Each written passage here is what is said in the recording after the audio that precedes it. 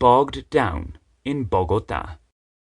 It's been quite eventful on the news front in Colombia of late, even more so than normal. We've had corruption allegations leading right up to President Petro that have resulted in some high-profile sackings, as well as the suicide of a police colonel mixed up in the scandal. Potentially game-changing reforms to health and pensions have been making their way through Congress, and a new ceasefire with the ELN rebels has come into force as peace talks continue between them and the government.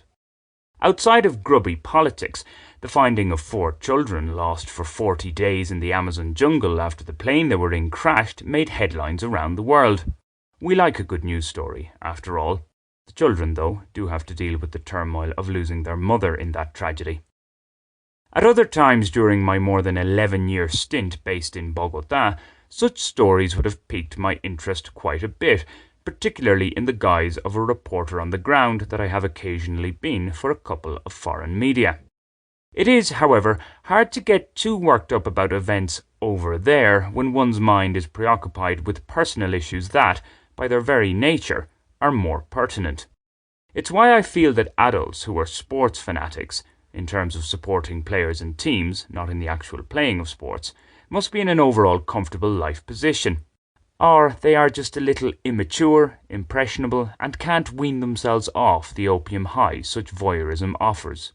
I have, for the most part, grown out of that sports fanatic phase.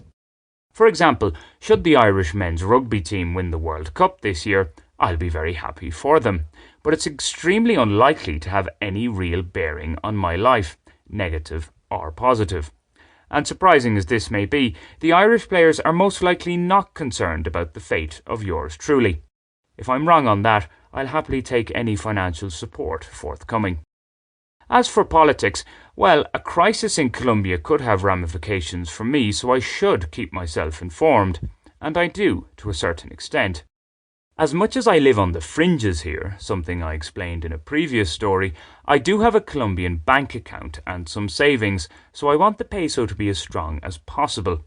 A return to its 2012 price against the euro would be very welcome. However, whether the peso is strong or weak has nothing to do with a frenemy's ability, nay willingness, to repay a substantial loan I gave him. See the fiendish frenemy in the description text for more on that. That deflating episode has only served to add to my uncertainty about continuing to live in Bogotá, an uncertainty that I've had for years. Now, it's an overstatement to say that firm friendships have been the foundation for my being here, but they do certainly play a part.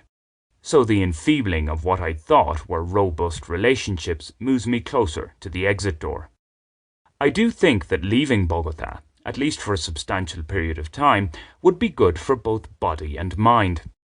Having said that, the biggest concerns in my life these days are largely independent of place, apart from the desire to have my own place.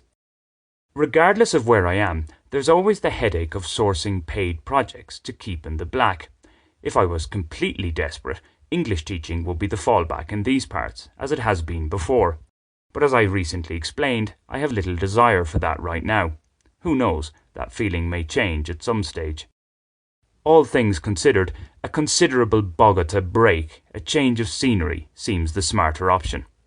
It's unlikely to be a panacea, but it should provide a much-needed energy and enthusiasm boost.